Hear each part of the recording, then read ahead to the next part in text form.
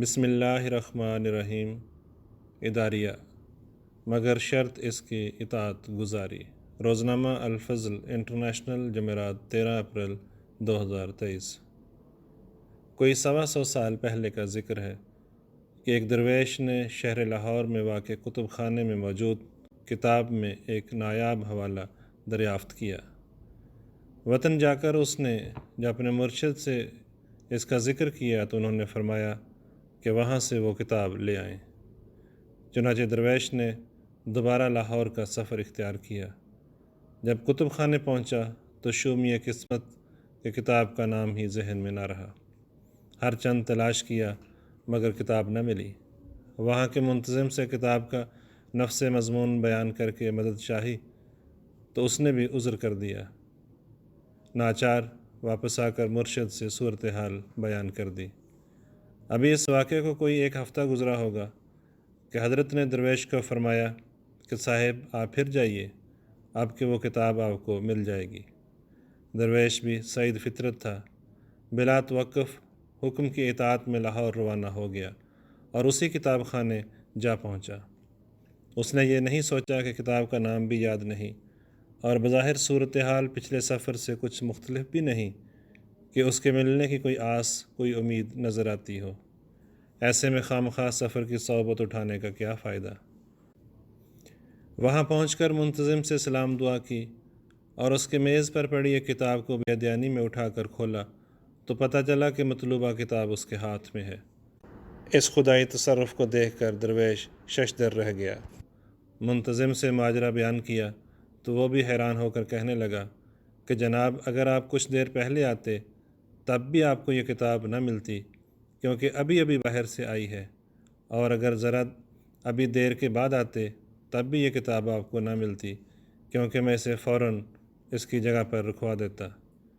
یہ درویش ایڈیٹر رسالہ البدر، مبلغ بلاد انگلستان و امریکہ، حضرت اقدس مسیح موعود علیہ الصلوۃ والسلام کے ایک جلیل القدر صحابی حضرت مفتی محمد صادق صاحب رضی اللہ تعالیٰ عنہ تھے، جنہوں نے اپنے مرشد امام الزماں حضرت اقدس مسیح موعود علیہ الصلوۃ والسلام کے حکم کی بلا توقف تعمیل کی اور اپنی آنکھوں سے خدا تعالیٰ کی قدرت کا مشاہدہ کیا۔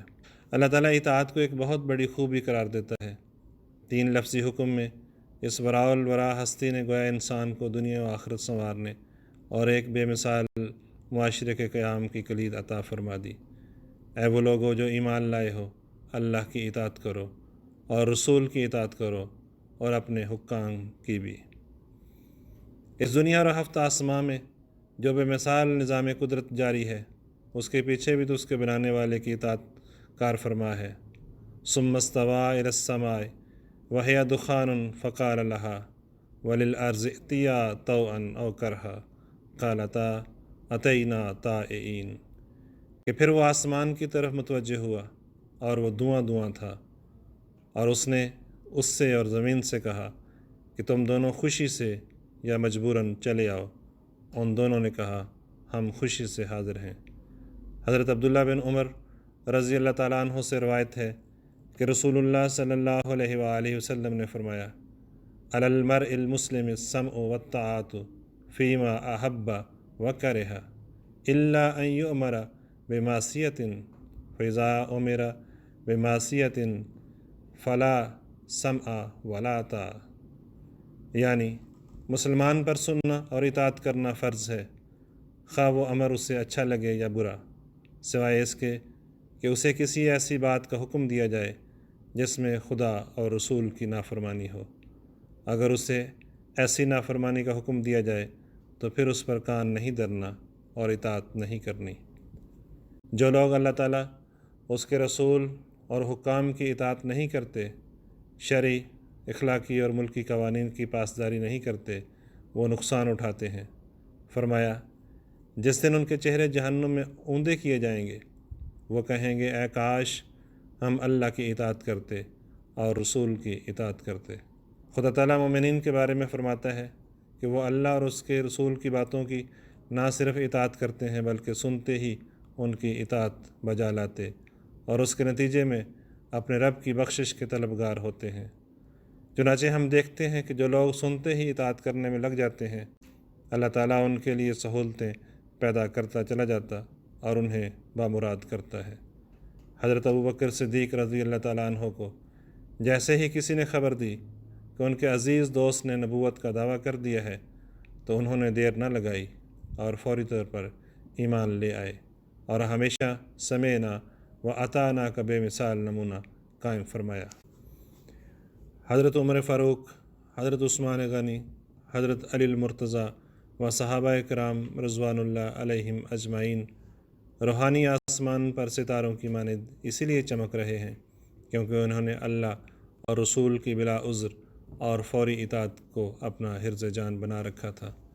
امام الزمان حضرت اقدس مسیح موعود علیہ الصلوۃ والسلام فرماتے ہیں، اطاعت ایک ایسی چیز ہے کہ اگر سچے دل سے اختیار کی جائے تو دل میں ایک نور اور روح میں ایک لذت و روشنی آتی ہے۔ مجاہدات کی اس قدر ضرورت نہیں ہے جس قدر اطاعت کی ضرورت ہے، مگر ہاں یہ شرط ہے کہ سچی اطاعت ہو، اور یہی ایک مشکل امر ہے۔ اطاعت میں اپنے ہوائے نفس کو ذبح کر دینا ضروری ہوتا ہے، بدون اس کے اطاعت ہو نہیں سکتی۔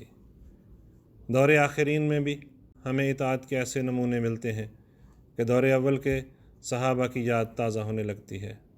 بیرے کے ایک ماہر حکیم نے دنیا گھوم کر علم حاصل کیا، طبابت میں نام کمایا، راجوں مہاراجوں کے درباروں میں مقبول ٹھہرے اور بالآخر اپنے وطن میں ایک شفاخانہ بنوا کر اپنے لوگوں کی خدمت کے ارادے سے ایک عالیشان مکان کی تعمیر شروع کر دی۔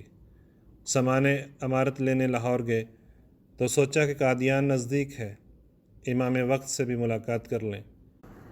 فوری واپسی اس قدر ضروری تھی کہ دو طرفہ کرایہ طے کر کے یکا کروایا، لیکن قادیان پہنچے تو امام وقت کے ارشاد کی اطاعت میں وہاں کے ایسے مکین ہوئے کہ ان کے وہم میں اور خواب میں بھی کبھی وطن کا خیال نہ آیا۔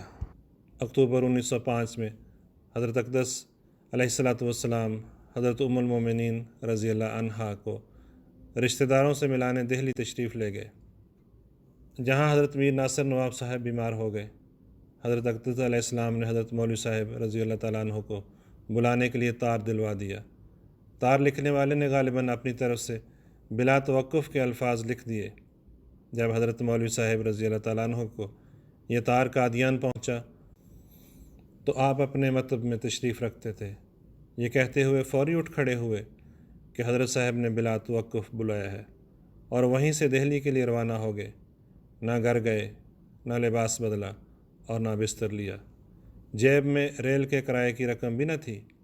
بٹالے اسٹیشن پر خالی جیب دہلی کی ٹرین کے انتظار میں ٹہل رہے تھے کہ ایک ہندو رئیس نے اپنی بیوی کے لیے نسخہ لکھوایا اور بطور ہدیہ دہلی کا ٹکٹ اور معقول نقدی پیش کر دی۔ حضرت مولانا غلام رسول راجگی صاحب رضی اللہ تعالیٰ عنہ کے نام سے کون واقف نہیں؟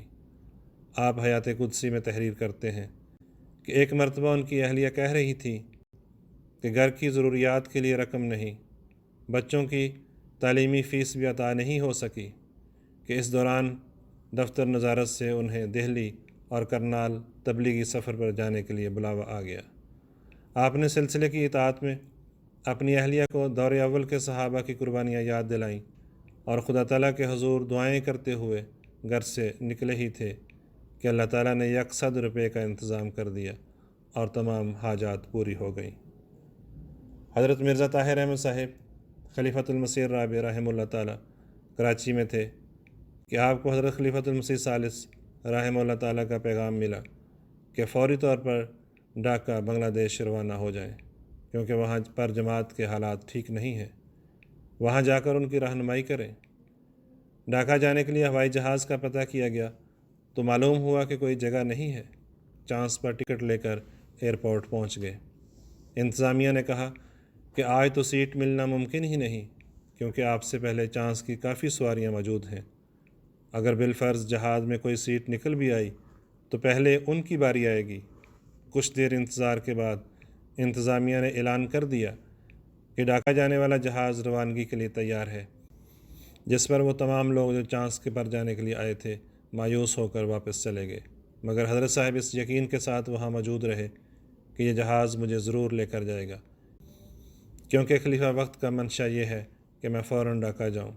چنانچہ آپ انتظار میں ہی تھے کہ اعلان کیا گیا کہ ڈاکا جانے والے جہاز میں ایک شخص کی جگہ خالی ہے، اگر کسی مسافر کے پاس ٹکٹ ہے تو فوراً پہنچے۔ آپ نے فوراً پیش قدمی کی اور اسی جہاز میں ڈاکا روانہ ہوئے۔ اس طرح اللہ تعالیٰ نے اپنے امام کے بلا توقف اطاعت کرنے والے وجود کے لیے راستے آسان کر دیے اور اس کے مقاصد کو پورا فرما دیا۔ ان تمام واقعات سے ثابت ہوتا ہے کہ امام وقت کی بلا توقف اطاعت فی ذات ہی کامیابی و کامرانی کی نوید بن جاتی ہے۔ تاریخ میں 2 اقوام کا ذکر آتا ہے۔ ایک کے نبی نے اپنی قوم سے کہا کہ یہ سامنے شہر ہے، اس میں داخل ہو جاؤ تو فتح تمہاری ہے، لیکن انہوں نے اطاعت کرنے میں توقف کیا اور ہیلے بہانے کرنے لگے، نتیجتاً ان کی پوری نسل اپنی ماؤد زمین میں داخل نہ ہو سکی۔ دوسری جانب ایک ایسی قوم کا ذکر آتا ہے جس نے اپنے نبی سے اپنے شہر کے اندر لڑنے کا معاہدہ کر رکھا تھا۔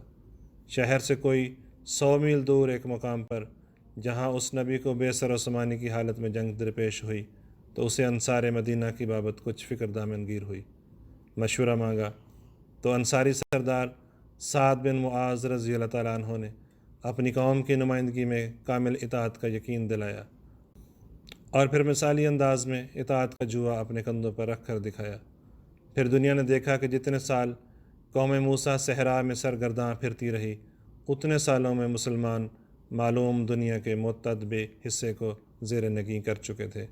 گویا اطاعت میں برکت ہے اور سنتے ہی اطاعت کرنے میں خاص برکت رکھی گئی ہے۔ آج ہم احمدی وہ خوش نصیب قوم ہے جو خلافت کی برکت سے نبوت کے چشمے سے سیراب ہو رہی ہے۔ ضرورت اس امر کی ہے کہ ہم اپنے امام کی آواز کو سنیں اور اس پر لبیک کہیں۔ گزشتہ کچھ عرصے سے حضور انور بڑے تواتر سے ہماری توجہ دعاؤں کی طرف مبذول کروا رہے ہیں۔ ہمارا فرض ہے کہ ہم حضور انور کے ارشاد پر بلا توقف لبیک کہتے ہوئے دعاؤں میں لگ جائیں اور خدا تعالیٰ کے فضلوں کو طلب کریں۔ اگر ہم پورے دل اور پوری جان اور حسن نیت سے ایسا کرنے لگ جائیں تو امام وقت کی اطاعت کی برکت سے خدا تعالیٰ ہمارے لیے تاریخ دہرائے گا، خود ہمارے لیے راستے ہموار کرتا چلا جائے گا اور ہم بھی اپنے امام کی اقتداء میں اپنی عاجزانہ اور حقیرانہ دعاؤں کی قبولیت کی بدولت اسی طرح خدا تعالیٰ کے فضلوں کو آسمان سے نازل ہوتا دیکھیں گے جس طرح ماضی میں اللہ کے پیارے دیکھتے تھے انشاءاللہ العزیز۔